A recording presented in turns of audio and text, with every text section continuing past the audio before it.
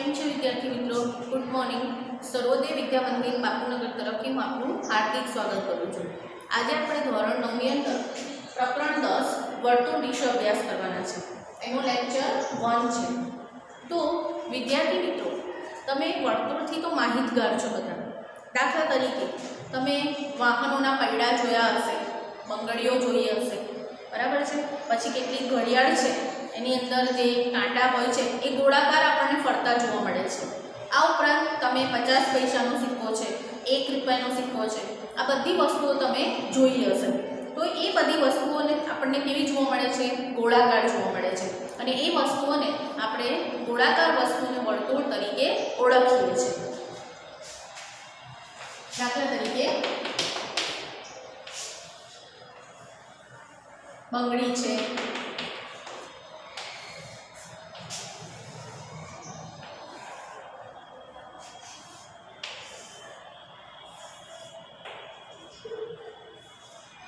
ચક્ર છે. તો આ બધી વસ્તુ આપણને ગોળ જોવા મળે છે.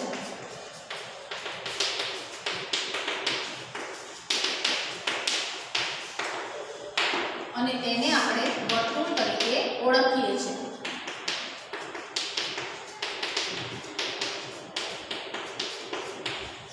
આમ ગાણિતિક ભાષામાં વર્તુળ એટલે શું? તો ગાણિતિક ભાષામાં વર્તુળ માટેની વ્યાખ્યા આ રીતે આપી શકાય કે સમતલના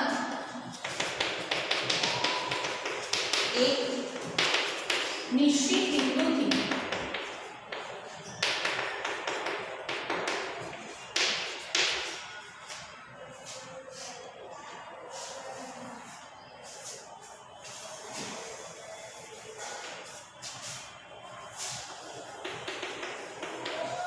સમતલના એક નિશ્ચિત બિંદુથી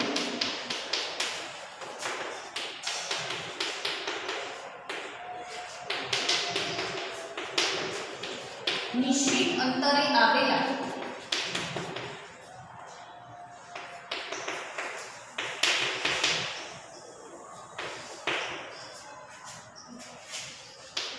બિંદુઓના સમૂહને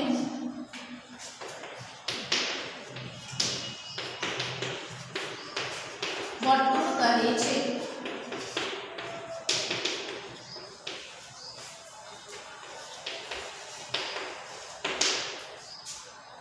વિદ્યાર્થી મિત્રો, વ્યાખ્યા ખાસ યાદ રાખજો કે સમતલના એક નિશ્ચિત બિંદુથી નિશ્ચિત અંતરે આવેલા બિંદુઓના સમૂહને વર્તુળ કહેવામાં આવે છે. દાખલા તરીકે અહીંયા આપણે વર્તુળ દોરીએ છીએ. એમાં એનું આ બિંદુ છે, આ ચોક્કસ બિંદુને આપણે E નામ આપ્યું છે. તો બિંદુ A થી બરાબર છે, આ એક સમતલ છે અને સમતલની અંદર એક વર્તુળ આવેલું છે. આ ગોળાકાર ભાગ છે, એનું એક ચોક્કસ પ્રકારનું કેન્દ્ર છે A. A થી નિશ્ચિત અંતરે આવેલા બિંદુઓનો સમૂહ. આ જે ગોળાકાર ભાગ છે બિંદુઓના સમૂહથી બનેલો છે. નાના બિંદુ બધા એની સાથે જોડાણ પામેલા છે. તો બિંદુઓના સમૂહને આપણે વર્તુળ તરીકે ઓળખીએ છીએ. ગાણિતિક ભાષામાં આપણે કહી શકીએ કે સમતલના નિશ્ચિત બિંદુથી નિશ્ચિત અંતરે આવેલા બિંદુઓના સમૂહને વર્તુળ કહેવામાં આવે છે. હવે તમે જ્યારે તમારે વર્તુળ દોરવું હોય તો તમારી પરિકર છે, એ પરિકરનો અણીવાળો ભાગ છે એ તમે અહીંયા કેન્દ્રમાં મૂકો છો અને જે એનો પેન્સિલવાળો ભાગ છે એનાથી તમે વર્તુળ દોરી શકો છો. તો આ રીતે તમે પરિકરની મદદથી ચોક્કસ માપનું વર્તુળ દોરી શકો છો. હવે આપણે વાત કરીએ કે ચોક્કસ બિંદુ જે છે આ બિંદુને આપણે વર્તુળનું કેન્દ્ર કહીશું અને કેન્દ્રથી જે વર્તુળનો છેડાવાળો ભાગ છે ત્યાં સુધીનું જે અંતર છે એ અંતરને આપણે વર્તુળની ત્રિજ્યા તરીકે ઓળખીશું. એટલે કે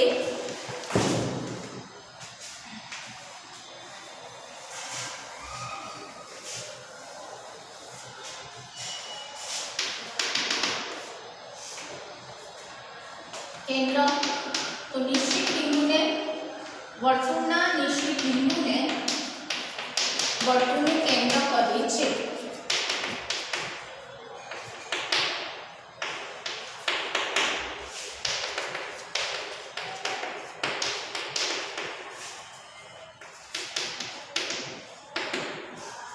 અને ત્રીજો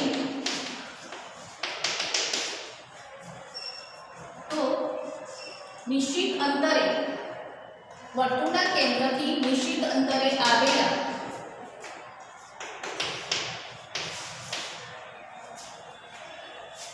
વર્તુળના કેન્દ્રથી વર્તુળ પર નિશ્ચિત અંતરે આવેલા બિંદુને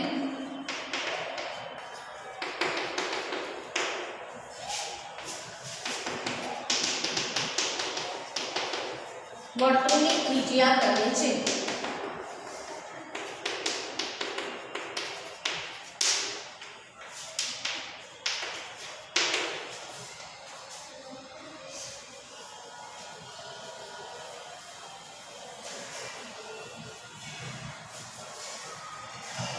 અહીં આકૃતિમાં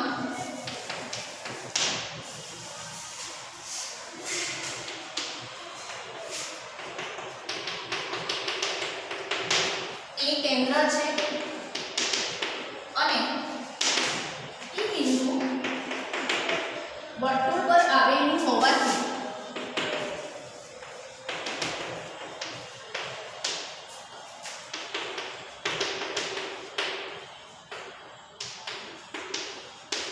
એપી તેની ત્રિજ્યા છે.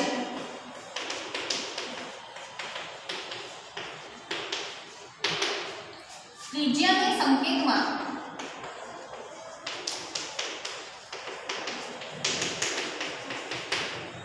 સ્મોલ r તરીકે દર્શાવવામાં આવે છે.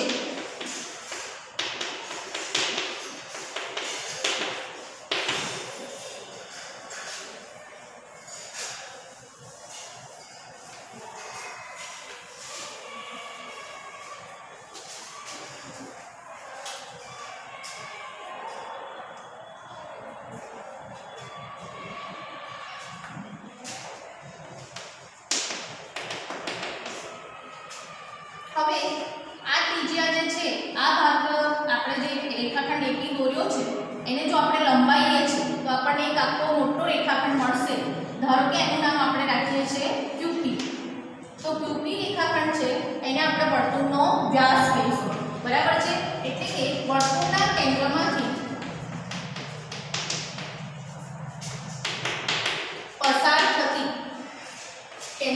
પસાર થતા રેખાખંડને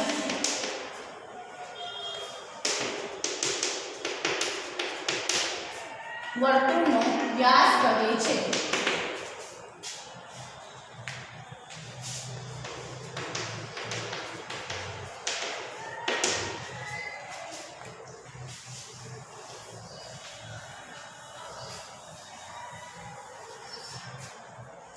વર્તુળના વ્યાસને સંકેતમાં સ્મોલ d વડે દર્શાવવામાં આવે છે.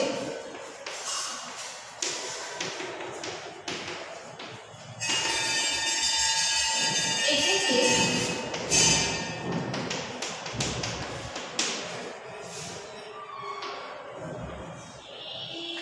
ત્રિજ્યાના 2 ગણા કરવાથી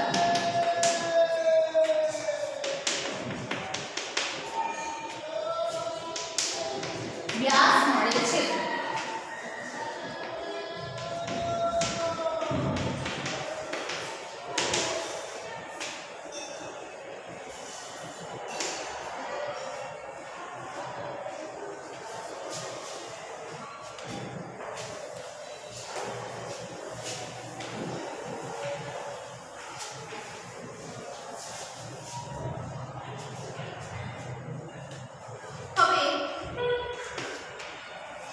વર્તુળ છે જે સમતલમાં આવેલું છે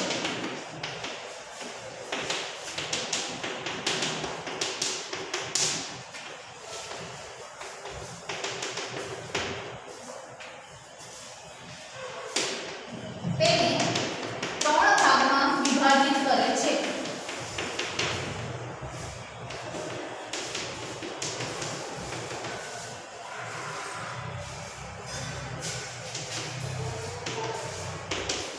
એટલે કે વર્તુળ દ્વારા સમતલનું વિભાજન.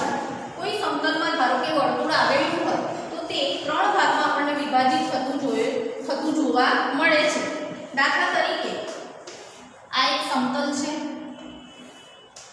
અને એ સમતલની અંદર વર્તુળ આવેલું છે. હવે આ વર્તુળનો આપણે અંદરનો ભાગ લઈશું.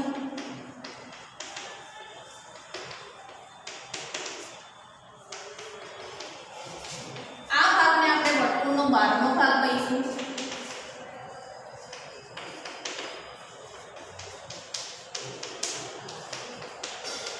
અને આ વર્તુળ પોતે એટલે કે વર્તુળ. આમ વર્તુળ જે સમતલમાં આવેલું હોય તે સમતલનું 3 ભાગમાં આપણને વિભાજન કરતું જોવા મળે છે. પહેલું છે વર્તુળનો અંદરનો ભાગ,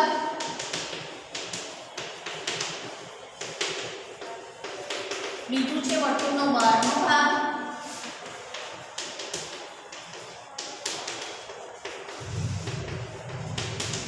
અને ત્રીજું છે વર્તુળ. તો વિદ્યાર્થી મિત્રો, આ રીતે સમતલ છે એ વર્તુળ જે સમતલમાં આવેલું હોય તે 3 ભાગમાં આપણને આ રીતે વિભાજિત થયેલું જોવા મળે છે. હવે આપણે વર્તુળની અંદર જીવા કઈ રીતે આવેલી છે એના વિશે અભ્યાસ કરીશું.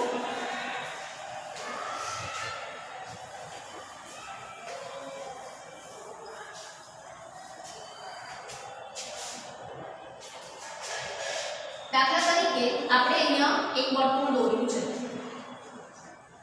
ઓ કેન્દ્ર વાળું આ એક વર્તુળ છે. હવે વર્તુળના કેન્દ્રમાંથી જે પસાર થાય એને આપણે શું કયા નામે ઓળખીએ છીએ? તો કે એના વ્યાસ તરીકે ઓળખીએ છીએ.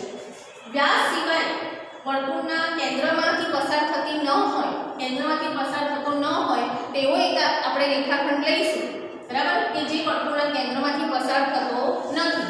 તો એ રેખાખંડને આપણે વર્તુળની જીવા તરીકે ઓળખીશું. અહીંયા આપણે એવી રેખાખંડ દોર્યો છે તેને આપણે વર્તુળની જીવા તરીકે ઓળખીશું. એટલે કે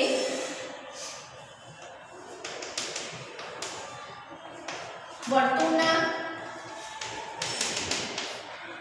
કેન્દ્રમાંથી પસાર થતો ન હોય તેને વર્તુળની જીવા કહે છે. એટલે કે તેવા રેખાખંડને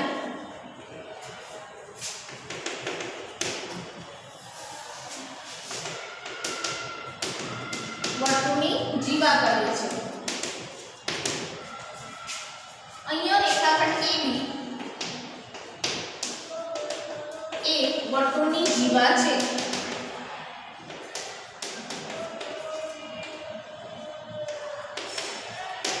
તે કેન્દ્રમાંથી પસાર થતી નથી.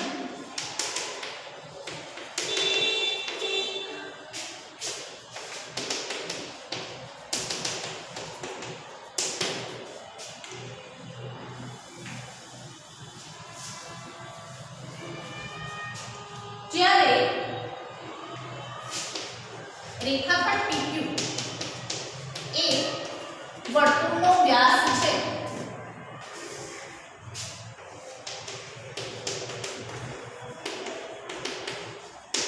કારણ કે તે કેન્દ્રમાંથી પસાર થાય છે.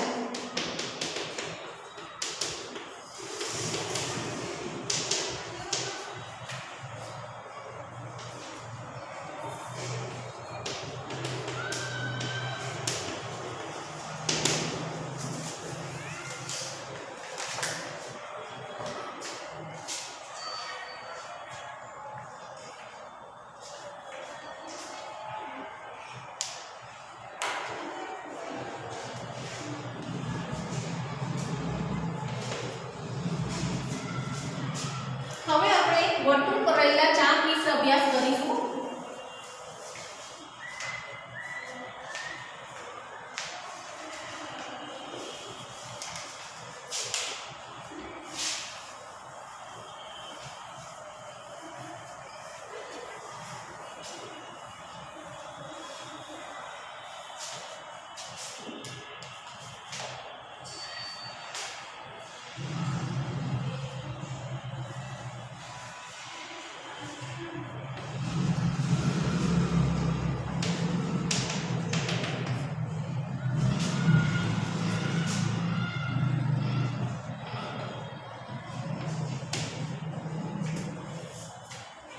વર્તુળ પરના બે બિંદુઓ વચ્ચેના વર્તુળના ભાગને વર્તુળનો ચાપ કહે છે.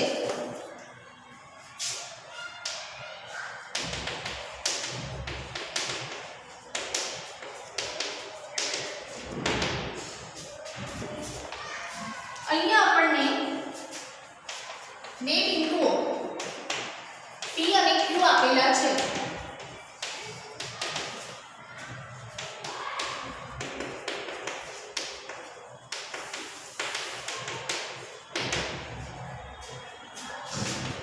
હવે આ જે P અને Q છે એ વર્તુળ ઉપર જો તમને આ જે મોટો ભાગ જોવા મળે છે P અને Q વચ્ચેનો, આ ભાગને આપણે ગુરુ ચાપ તરીકે ઓળખીશું.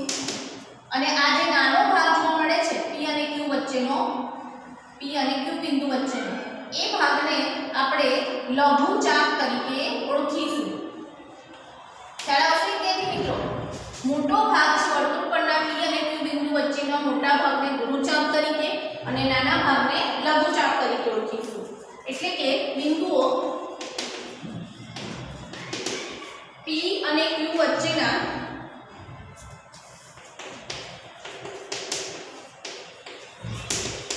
વર્તુળના મોટા ભાગને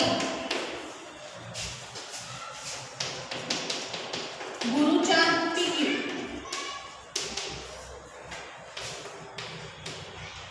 અને બિંદુઓ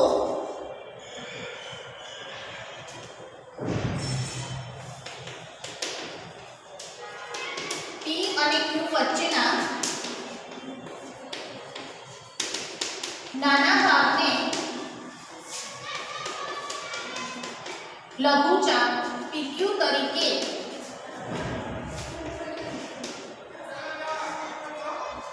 ઓળખવામાં આવે છે.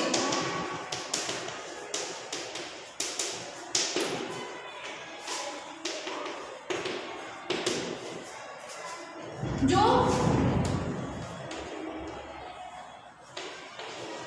ગુરુચાપ PQ પર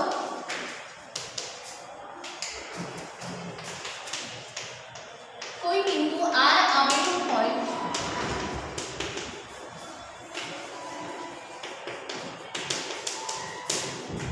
હોય તો તેને PRQ તરીકે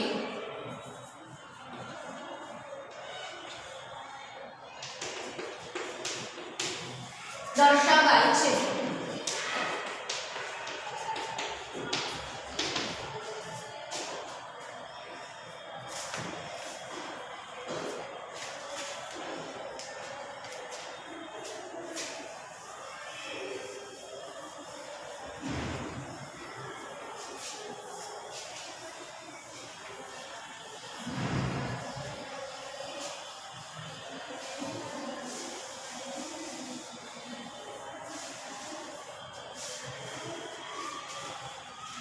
હવે આપણે વાત કરીશું અર્ધવર્તુળ વિશે. જો વર્તુળ પરના બિંદુઓ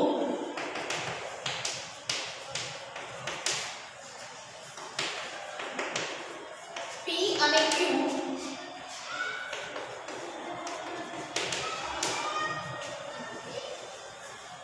એ વ્યાસના અંતે બિંદુ હોય ત્યારે અંત્ય બિંદુ એટલે છેડાના બિંદુ બંને ચાપ સમાન મળે છે.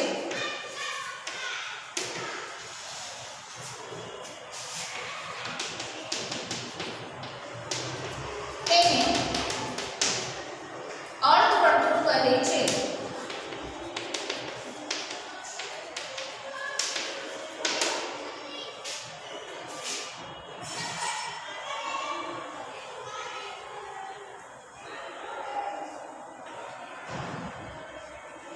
દાખલા તરીકે વિદ્યાર્થી મિત્રો, આ એક O કેન્દ્રવાળું વર્તુળ છે અને એ વર્તુળના છેડાના બિંદુ છે એ P અને Q છે.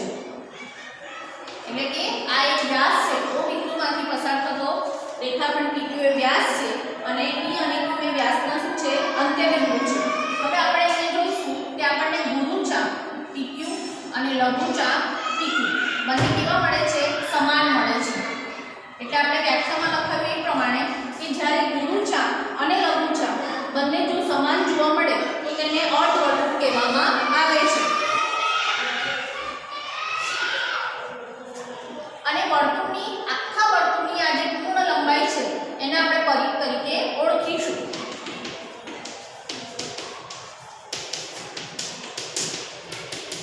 પરિઘ કહે છે.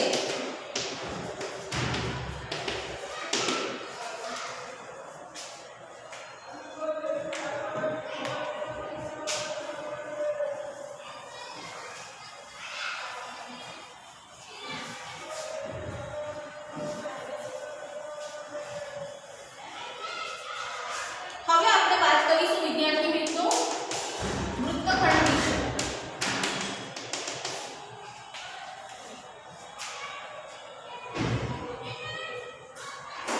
જીવા અને તેના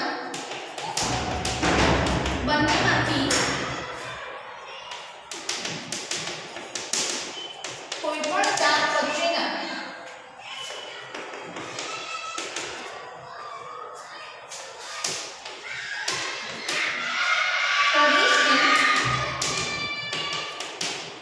વર્તુળાકાર પ્રદેશનો વૃત્તખંડ કહે છે.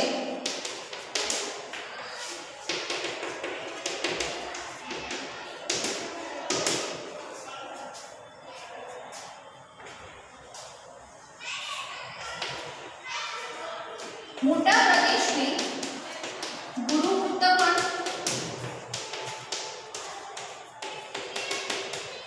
અને નાના પ્રદેશને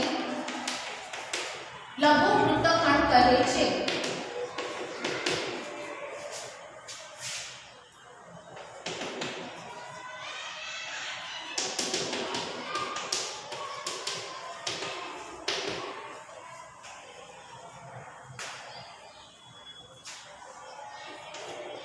વૃત્તાંશ.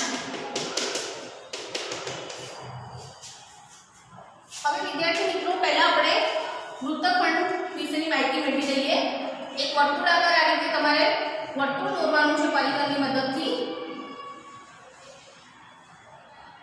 હવે એ વર્તુળની અંદર આ એનું કેન્દ્ર છે, ધારો કે O કેન્દ્ર છે, આ એની જીવા છે. દાખલા તરીકે P અને Q છે એ વર્તુળની શું છે જીવા છે.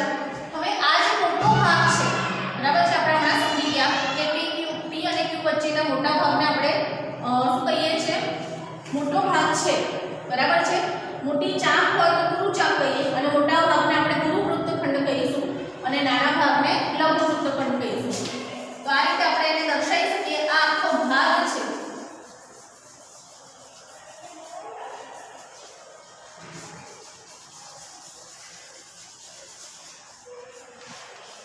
આ ભાગને આપણે શું કહીશું એને કહીશું ગુરુ વૃત્તખંડ.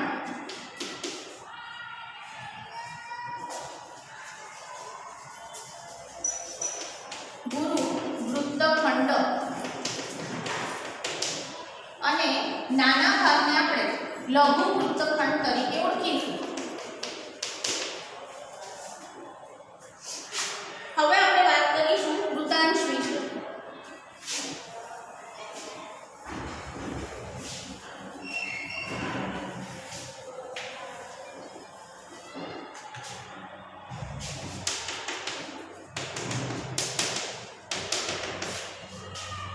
વૃત્તાંશ એટલે શું? તો વર્તુળના કેન્દ્રથી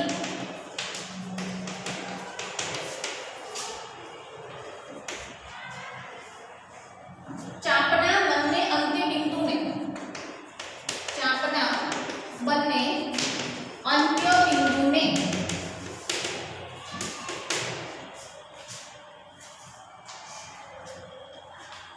જોડતી બે ત્રિજ્યાઓ વચ્ચેના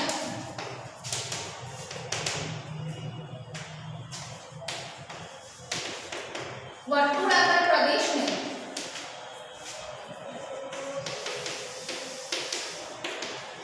વૃત્તાંશ કહે છે.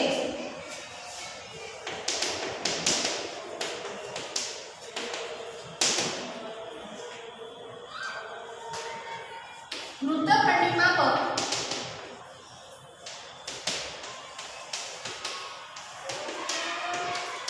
બે વૃત્તાંશ મળે છે. નંબર 1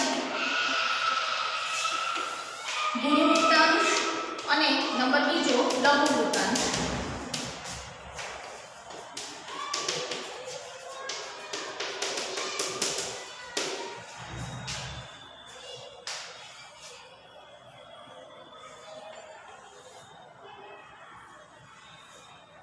વિદ્યાર્થી મિત્રો, ધારો કે આ ઓ કેન્દ્રવાળું એક વર્તુળ છે.